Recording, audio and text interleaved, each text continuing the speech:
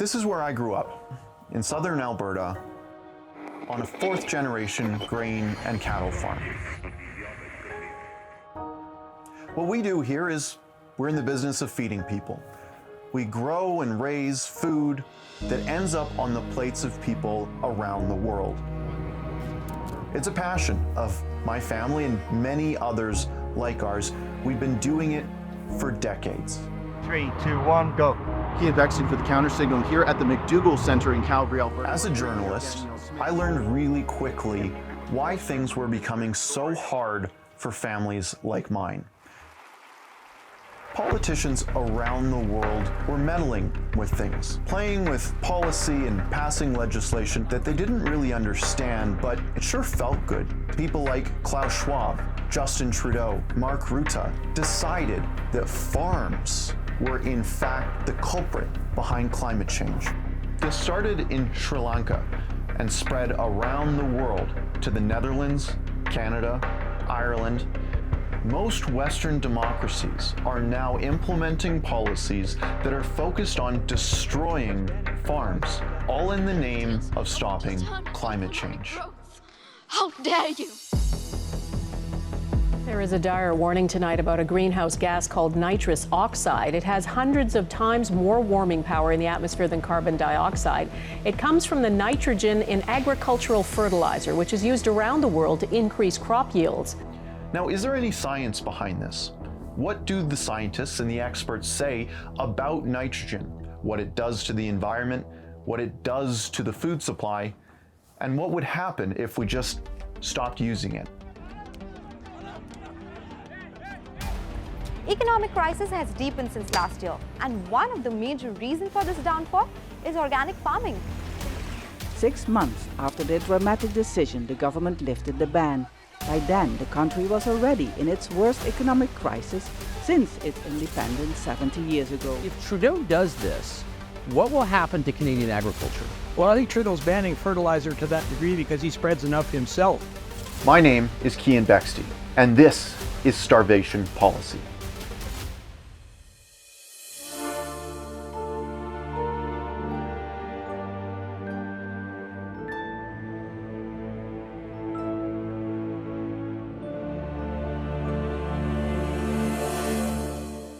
The Netherlands, July 2023. The government of Prime Minister Mark Rutte, a World Economic Forum acolyte who has been in power since 2010, collapsed. The mainstream media narrative is that Rutte's coalition government fell apart after disagreements over refugee policy, but anyone paying attention knows that the Dutch farmers' protests predicted Rutte's downfall. In 2019, the Netherlands set a radical target of reducing the country's nitrogen oxide emissions by 49% by the year 2030, with a 95% reduction by 2050. You have something that's absolutely crucial for economy, right? In the Dutch case, agriculture, the German case, energy. And yet the government makes a policy that directly undermines this absolutely crucial part of your domestic economy. This is a kind of, let's call it, ideologically motivated suicidal tendency in the realm of economics and other areas is not so uncommon in Europe at the moment. I mean, maybe Dr. Ralph Schulhammer is the preeminent expert on starvation policy.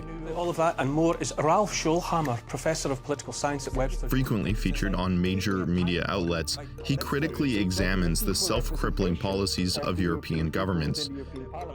But unfortunately, many of the things that would make a difference, like nuclear energy, like natural gas, they're against that because it would go against a religious belief, not really a rational assessment of the facts on the ground. Dr. Schulhammer spoke to me about the destructive climate crusade against human prosperity. This is an elite vanity project, or as the psychologist Rob Henderson calls it, it's a so-called luxury belief, right? Where you have the luxury to believe in something because it's other people who have to foot the bill.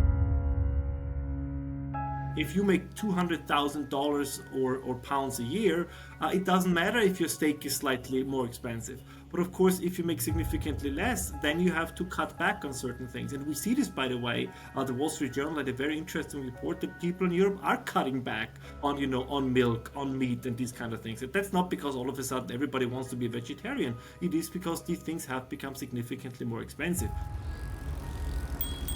It's a famous axiom, God created the world and the Dutch created the Netherlands. And that, in a sense, is true.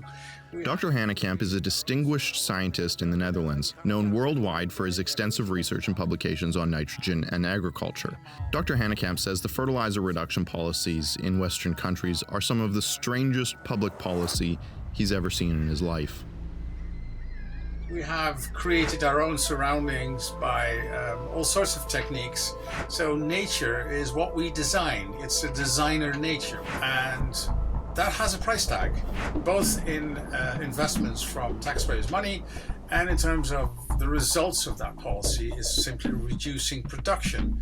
And we all say, well, we have enough food for ourselves, but that's of course neither here nor there, because we trade food across the globe by sort of overall reducing production levels. That's basically an extremely dumb idea. Keep in mind that we did not review the consequences of policies like that. We simply stated we have a problem, we need to solve that. We solve this singularly by reducing nitrogen emissions. End of story. How do you do that? Reducing agriculture. What kind of consequences that has on prices, food production, export, import, you name it, is simply not reviewed at all. It's nothing been done. And me as a risk assessor in the fields like this is the most strangest thing I've ever seen. This all goes back to the European Union's Farm to Fork strategy, a European Green Deal, which has set out a list of climate goals member states must reach to meet UN Sustainable Development Goals. According to the Dutch government, this was an unavoidable transition, and horrifically, the country has set out to seize and liquidate 3,000 farms because it thinks they're emitting too much nitrogen oxide with the fertilizer they use. You heard that right. The government is trying to take hardworking, honest people's farmland away for the crime of using fertilizer to grow food for people to eat. The idea to make agriculture less productive, or to claim that, for example, organic agriculture would be more efficient or would lead to better yields, harvests and results than agriculture with fertilizer, it's a lie, it's a myth, right? And everybody who engages with the topic knows it. We ran the experiment in Sri Lanka. Right? Sri Lanka was a rice and tea exporter.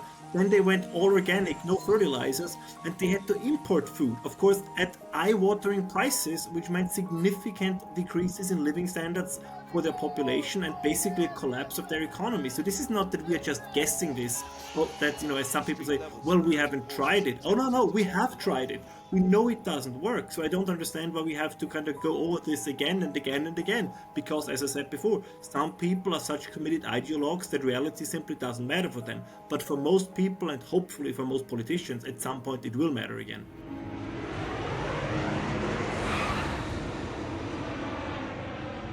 To get a full picture, a full understanding of why governments around the world are attacking farmers like this, we had to come to the very first place where it started. That's why we're here in the Netherlands. Over the past couple of years, tens of thousands of Dutch farmers and citizens have been protesting this state-initiated theft of their land and livelihoods. On June 22nd, 2022, an incredible 60,000 protesters with 20,000 tractors protested in the village of Stro. Protests erupted all across the Netherlands. That same summer, protesters blocked major roadways with tractors and hay bales. They blockaded food distribution warehouses. They clashed with police. They even dumped manure along the highways and on government buildings. They continue to protest to this day. We're on our way to a protest right now where farmers are gathering to say enough is enough. We're going to speak with them to figure out exactly what has them so upset and what they're going to do about it. Eva Vlaardingerbroek is a prominent Dutch political activist. Her inspiring speeches in defense of farmers resonated with millions of people, not just in the Netherlands, but around the world. Everybody's out here today because they understand that when our government actually expropriates our farmers, we will first have, big problems with our food supply, but second, if they're going to be able to do that, you know, we're all next. It's like, it's about all of our rights. That these are our constitutional rights. If they don't mean anything, then it's a matter of time till we're up next. What if farmers don't want to comply with the fertilizer reduction agenda? What if they don't want the government to take their farmland and their livelihoods away? The farmers will be forced to sell their land to the government for pennies on the dollar. Farmers are expected to sell their land to the state in a $25 billion buyout scheme. There is no better offer coming, said Dutch nitrogen minister Christiane van der Wal. Ik heb het van mijn vader en mijn moeder overgenomen. Ja, ik hoop op water dat ik hier mijn oude dagen nog maar slijt en dat de kinderen doorgaan. Heb je daar vertrouwen in? Nee.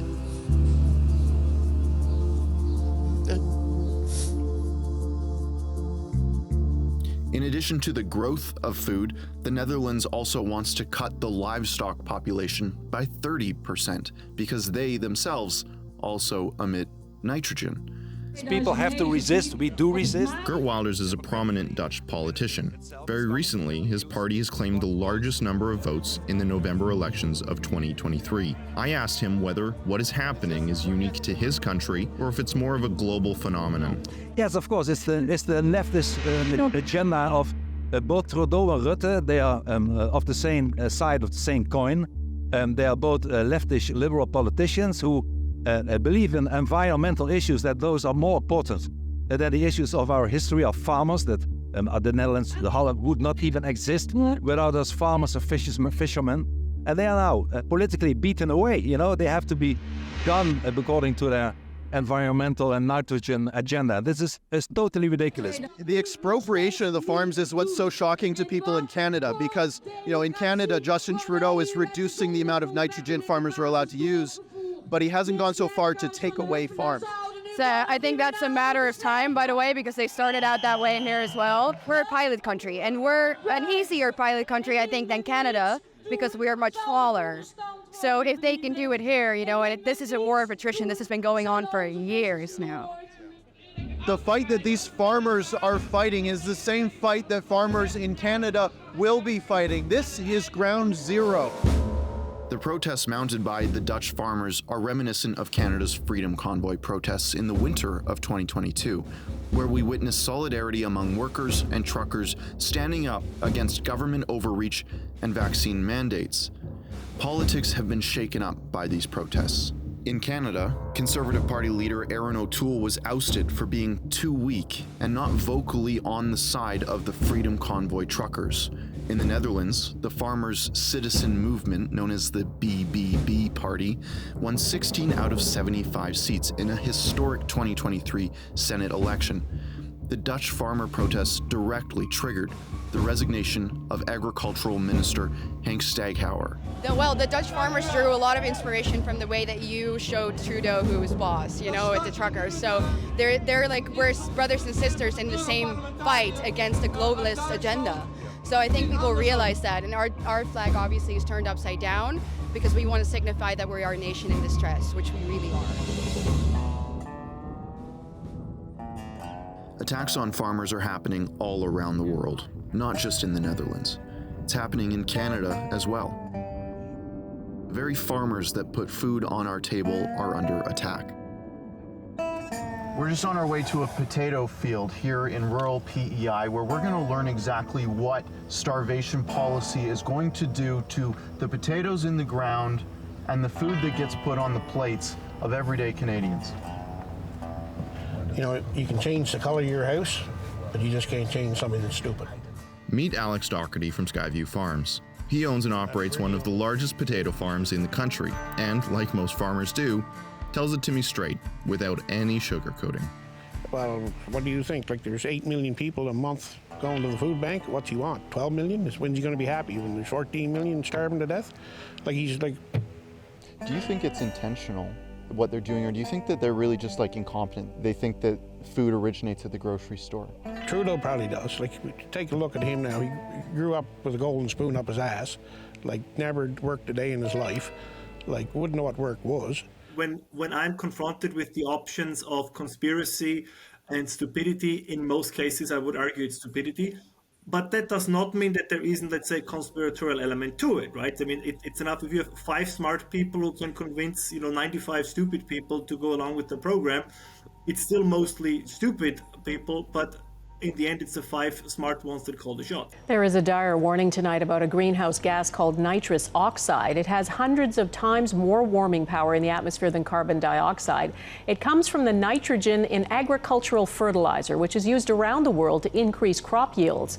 As Eric Sorensen reports, it makes limiting global warming in the years ahead even more difficult. For nitrous oxide, we're increasing at a rate that exceeds the worst case scenario right now, which is pretty devastating. If the federal government wants to be serious about fighting climate change, they really need to be putting food and agriculture at the top of the agenda. Everything is reduced to those experts the governments want to hear, and then claim that this is the science or consensus or anything like that is A, the death of science, and B, is pure ideology, and that's really a curse of the Western world right now. Justin Trudeau and the Liberal government want farmers to reduce nitrous oxide emissions from fertilizer by 30% below 2020 levels by the year 2030. Farmers are not happy about it. Biggest farce of the whole thing in the fertilizer is in their twisted little minds. They believe that farmers are just out, oh, let's get rid of another 50 ton just to get rid of them. Yet it's $1,200 a ton. Like, we're doing everything we can to cut back. Like, we're not wasting fertilizer. I can reassure you that that's not the plan. We are not mandating 30% reductions in fertilizer use. We are encouraging. I know there's a bit of misinformation out there. A study found that 83% of Western Canadian farmers disagree with the fertilizer emissions reduction target. They know that it will lead to lower yields, lower paychecks. So what does this look like without fertilizer? If I cut back 30% fertilizer, that potato wouldn't be there. That wouldn't be there. You basically take 30% of the potatoes, or by weight, away. As the Wheat Growers Association argued, fertilizer is expensive and farmers do not spread it without a plan in place or use it haphazardly. The less we use, the lower our overall input cost is. The wheat growers said they recognize that the production of food is responsible for some GHG, greenhouse gas emissions. But it also must be recognized that agriculture for years has reduced its footprint and will provide further reductions as new practices and technology are available. But the priority for farmers is putting food on the plates of the world. Justin Trudeau, Mark Rutte, and many others seem to have different plans. This is a pack of French fries at a McDonald's. Yep. This would be some chips in a bag of chips. Yep. And then this could be some tater tots that a mom feeds her kid. Yep. And these disappearing make all of these more expensive for everyone else. Exactly.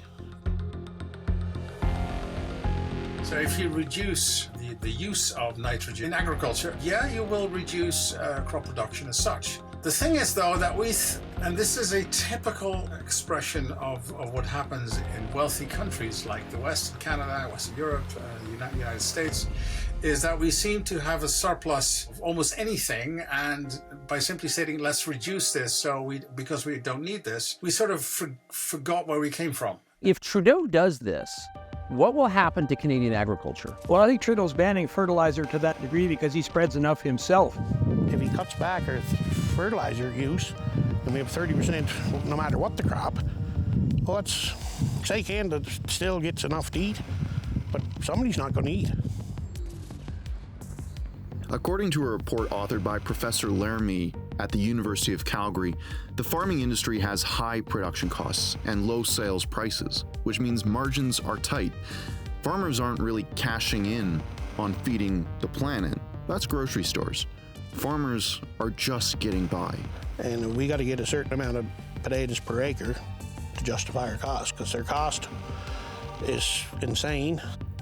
If farmers can't produce a full yield because they're forbidden from using the fertilizer that they need to use to produce the food that we need to eat, their margins become even tighter. With these fertilizer emissions reduction targets, we will lose competitiveness in the international trade market. Every country that initiates a program like this will become less competitive. So did we really do something right by cutting 30% of our fertilizer to save 30%, but yet now we get 30% less to sell? Especially when China is not going to be cutting back. No. This is especially important for Canada because Canada is primarily an export nation, exporting between 60 and 80% of our beef, canola, and wheat. What is beyond obvious to anyone paying attention is that the Canadian fertilizer emissions reduction targets were introduced arbitrarily. Justin Trudeau looked across the pond at what Mark Rutte was doing to the farmers in his country. Producers were not consulted on this program. If my two sons now, if they walked up to me tomorrow and said, "Dad, we're sick of the bullshit, like the government is driving us nuts," and they said, "Let's sell," I would dig the hole with my bare hands for the sign. I wouldn't wait for a postal digger to get there. I'd sell that quick because they're driving people out of it, and I don't know what their goal is. I don't know who's going to feed us. Canada is geographically diverse, and what works in Ontario's Greenbelt won't necessarily work in Alberta. A governmental preliminary science-based assessment document actually said that it will be more challenging in Western Canada to reduce both direct and indirect fertilizer emissions due to a combination of lower nitrogen application rates as well as dried conditions. It is less likely that rates can be reduced in Western Canada without impacting yields. The assessment said, cut and dry. Related to the idea that any risk we observe needs to add it to a decision to reduce that risk. So the moment we have perceived a risk, say related to biodiversity, we think we need to address it immediately and as draconian as possible. And of course, the fact that you observe or perceive a risk does not mean that you have to make a decision to reduce that. Because there are always trade-offs in any kind of risk policy, and trade-offs have hardly been analyzed at all in Europe, especially in the Netherlands, and I think in Canada is the same thing. So we have a single-minded focus on one type of risk we deem to be too large, and we forget that any kind of policy implemented subsequently will have many different trade-offs we simply have no idea about. And that is a dangerous situation in the long run. As the Wheat Growers Association put it, this one-size-fits-all approach to agriculture policy is ill-founded. Our prairie winters are different than Eastern Canada. Soil types and moisture varies, and the use of agronomics and no-till farming vary as well. The WGA president, Gunter Jochum, is warning that bread, pasta, cereals, and even the occasional beer could soon become unattainable if the government mandates its 30% currently voluntary reduction in nitrogen-based fertilizer emissions. Such a drastic reduction would be disastrous for Canadians and could lead to food shortages worldwide.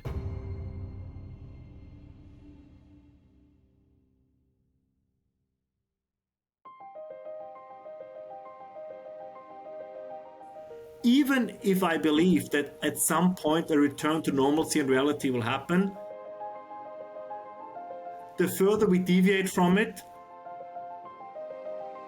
the more exhausting and the harder the way back to normalcy and reality will be.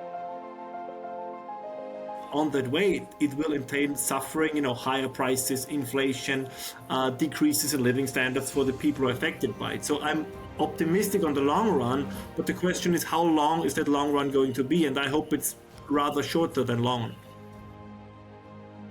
Wheat is a staple food of 35% of the world's population and is Canada's largest field crop. Canada is the fourth largest wheat producer in the world, harvesting 7 times more than Canadians consume annually. We export to 70 different countries and produce 12% of the world's wheat.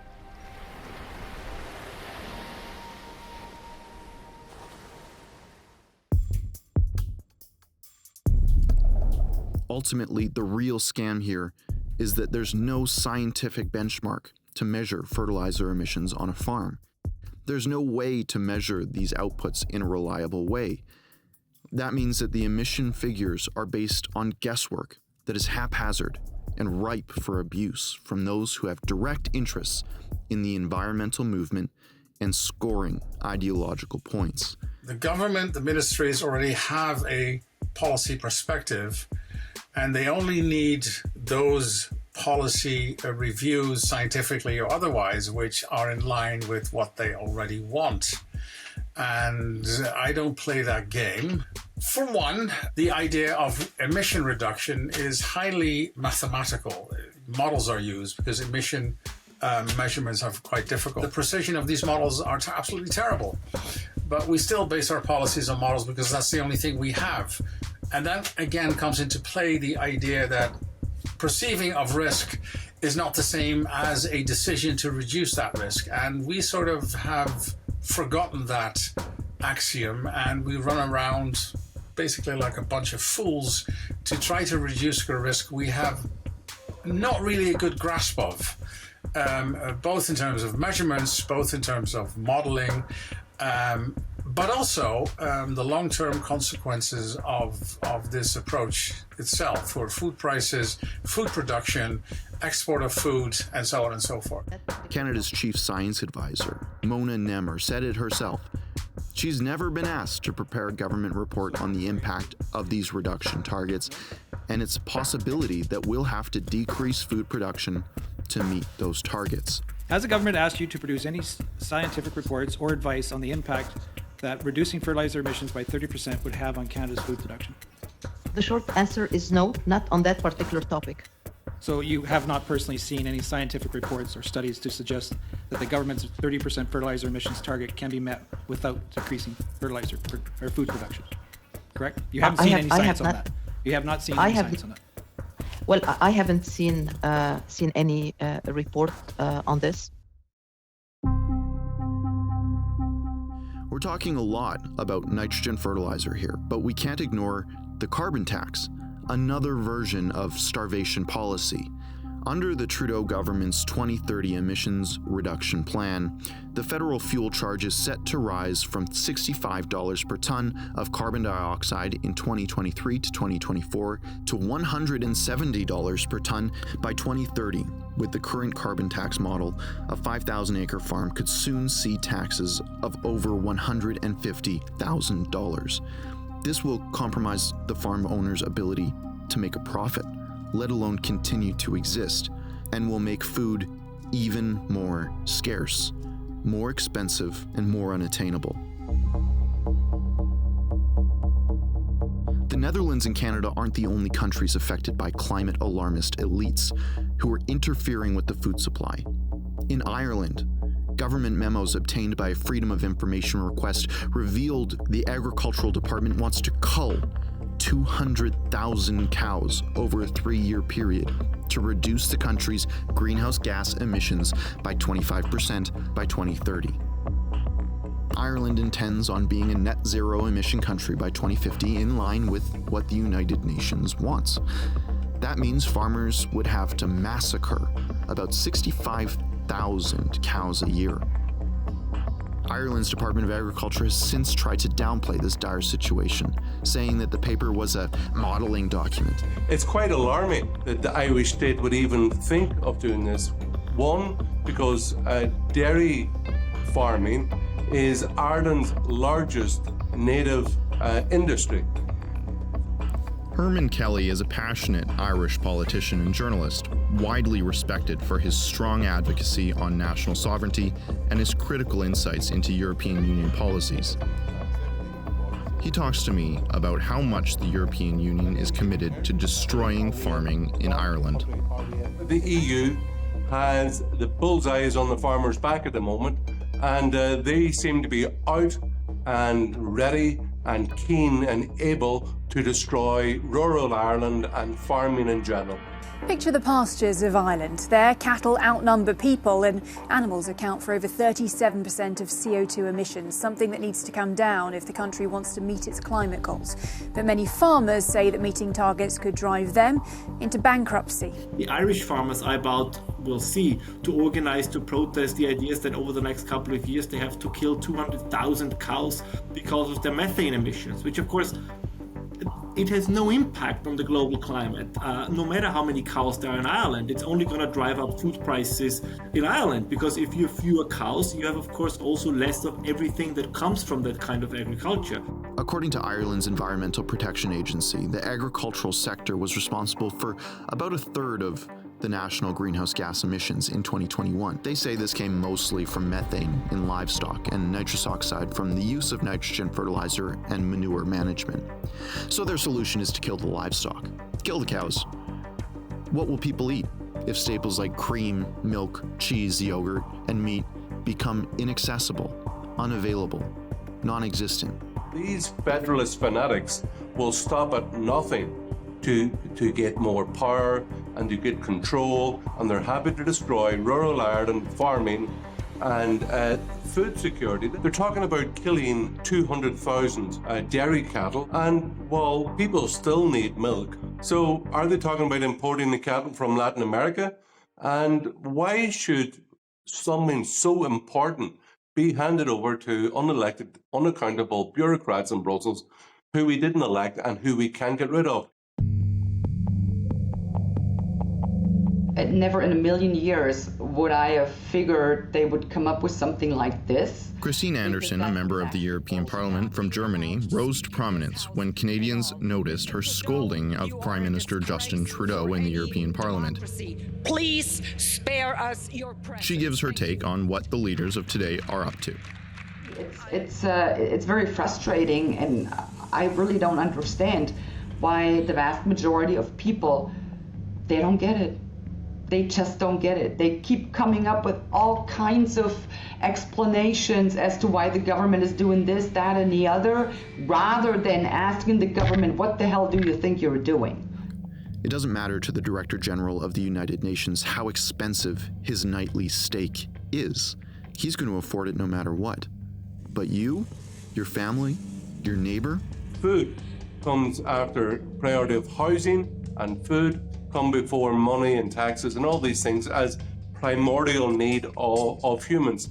So if you control farmers and you get a handle on food, you've got a lot of control over people. And once people are in that state, they have no time to question their government anymore. They will just pretty much do whatever they have to do to survive. And that's, from their perspective, a perfect state for the people to be in.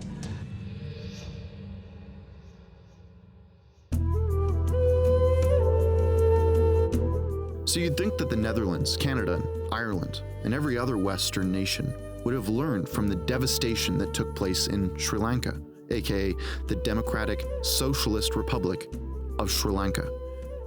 Climate change is one of the most serious issues humanity faces. My government's decision to ban imports of artificial fertilizer. In April 2021, Sri Lanka President Gotabaya Rajapaksa imposed a nationwide ban on the importation and the use of synthetic fertilizers and pesticides, mandating organic farming for the country's 2 million farmers. Can you guess what happened to Sri Lanka very shortly after this was introduced? The heart of government, Sri Lanka's presidential secretariat, was surrounded by thousands of protesters who then stormed the building. It was all part of a plan to appeal to woke Western governments, attracting international investment and impressing the global environmental elites. The result was crop failure and social collapse. I'm working so hard, but it feels as if it is all for nothing. The government gave us organic fertilizer, but it's not good. With good fertilizer, we got a lot of rice, but now it's just a fraction. Before I bought good fertilizer, my harvest went down with 50%. Within 6 months, domestic rice production fell 20%. The production of tea, Sri Lanka's primary export, was decimated. While previously Sri Lanka had a surplus of rice to export as a cash crop, they now had to import their staple food because they couldn't produce enough. That is starvation policy. Because the country didn't have enough crops to trade internationally, it became impossible to import necessities like food and fuel. Sri Lankans were lining up for days to buy gas. The government implemented blackouts for 5 to 10 hours a day, armed security guards at fuel stations. Inflation skyrocketed, the currency collapsed, prices soared, hunger and starvation ensued. The government tried to quash the 2022 uprising using authoritarian measures like declaring a state of emergency and implementing curfews. People with dissenting views, they were fired from their jobs. The Sri Lankan president, for the longest time, blamed COVID-19, the war in Ukraine, and global inflation as the reasons behind their hunger crisis in the country, rather than looking inwards at his government's own starvation policy. Ultimately, the government partially lifted the ban on export crops and offered compensation to farmers that incurred losses, but it was not enough to make up for the economic destruction suffered by the farmers and their families. Now, Gotabaya Rajapaksa is not only out of the country, but out of a job. They were trying to be in power using various methods. So today, the people who were in the struggle, they entered the President House possibly and took it under control. Fortunately, Sri Lanka is now recovering, and that's because the government completely nixed their fertilizer ban. It took complete collapse for the government to accept responsibility. Sri Lanka offers a lesson. Organic farming works as a niche market for the 1%. The rest of the world needs to eat. They rely on the food produced from conventional farming and fertilizer.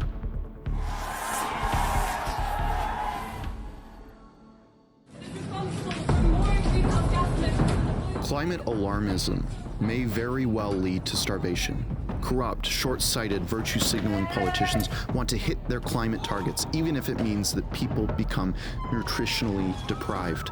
Apparently, the elites of the World Economic Forum really do want us to eat bugs, live in a pod, own nothing, and just be happy. There are true ideologues out there, right? They are in the NGO realm, they are in media and culture. But most politicians, for the most part, there are also exceptions there, are opportunists. If they sense that public opinion is shifting, a significant part of them will shift as well. Now, there are exceptions, right? I think, for example, the German Greens will never change, right? The Dutch Greens will never change. For them, this is an ideological crusade. They much rather would dissolve or suspend democracy than give up their goals. The Dutch farmers have already been hit hard by government attacks. And if American viewers out there have come away from this thinking that you will be spared, I'm sorry, but that will not be the case. Agriculture contributes about 33% of all the emissions of the world. And we can't get to net zero unless agriculture is front and center as part of the solution. Western countries are sacrificing agriculture and food security on the altar of arbitrary climate goals. The Netherlands is liquidating farms. Ireland is proposing mass murder of cattle. Canada is imposing nonsensical targets on farmers and implementing carbon taxes that hurt lower income and rural populations. Every G7 nation has committed to reach net zero emissions by 2050. Meanwhile, China, the world's biggest emitter of carbon, is approving the construction of new coal power plants at a rate of 2 per week. India is on a coal permit spree. In the first half of 2023, they had approved 3 coal plant expansions and have advanced 9 others through their pre-permit stages. Indonesia has been restoring its biggest coal-fired plant to near full capacity to meet demand for power. Yet those of us in the, quote, developed world are expected to give up the prosperity our parents' generation had to instead gain some sort of climate-related moral high ground. I think that particularly the elites feel a need to atone for the supposed sins of the past. I think this is what underlies elite culture in the West. It is the idea that Western civilization has ravaged, raped, exploited the rest of the world for the last 3, 4, 5 centuries, and now we have to atone for it. It's basically a constant element of a guilt complex. I think it's also a significant element of boredom. We live, or if you're rich in a Western society, I mean, life in historical comparison, like, it never existed in this way, right? There basically is no worry left. There's nothing to be concerned about. And I think as human beings, we always want to strive for something. We always look for fulfillment. Now, we have completely, as Nietzsche would say, we killed God, so that is no longer an option. So you look for a secular religion, right? You look, you want to have that hole in your soul that traditional religion or nationalism or patriotism was filling. You want to fill it with something else. And I think environmentalism in all its shapes and forms, whether it's against agriculture, against nuclear energy, or against energy per se, is kind of a means to fill this hole in their soul. I know it sounds very esoteric, but I really mean it like this, right? Everybody wants meaning in their life beyond pure materialism, even a Jeff Bezos, but even the richest ones on the planet. And I think they find it very often in these kind of left-leaning ideologies. Having the moral high ground won't matter much when we're poor and starving.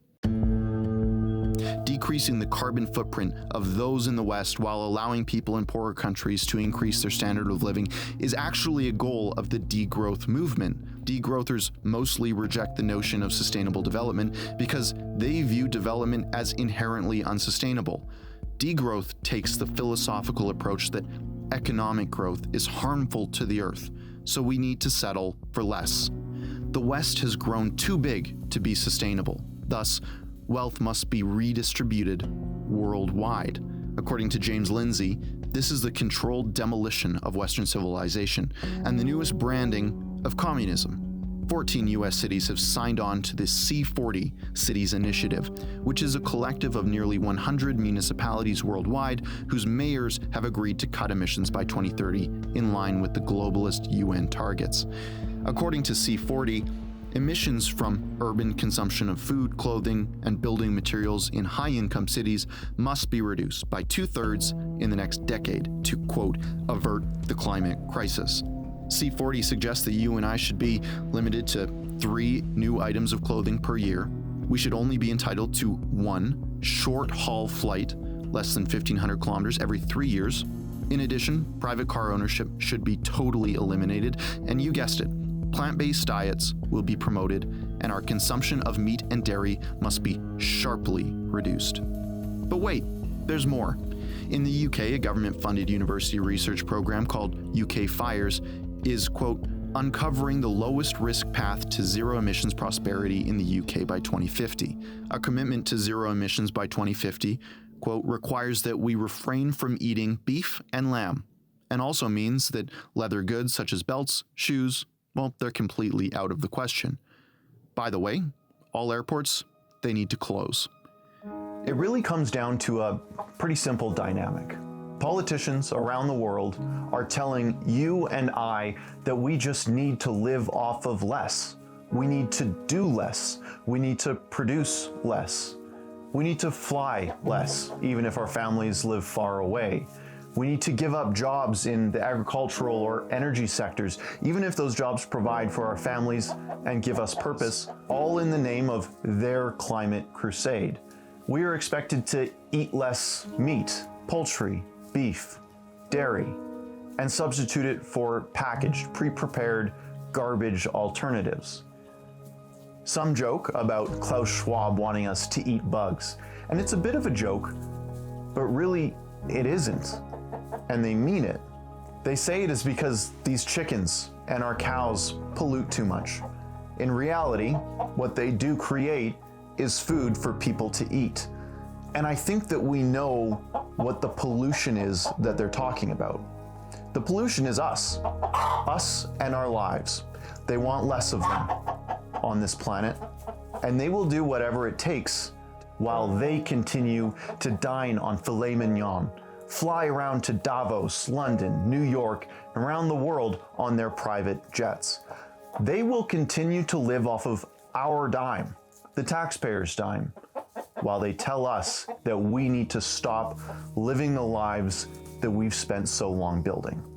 We're now living in a world where apparently governments can seize individuals' property and assets in the name of global environmental sustainability, not to mention execute a mass slaughter of live animals and take away people's livelihoods and family legacies. There's no limit to what governments can do, what they can unleash under the pretense of fighting climate change. In the Western world, not only will degrowth-inspired zero-emission climate schemes make us hungry, sick, and weak, but we won't be allowed to go anywhere. We'll be cold. We won't even be permitted creature comforts like new items of clothing. The question we need to ask ourselves here in the Western world is, will we allow degrowthers like Klaus Schwab, Justin Trudeau, Mark Rutte, and all of their friends force us to live in conditions that will make us hungry, sick, and cold? Or are we going to fight back?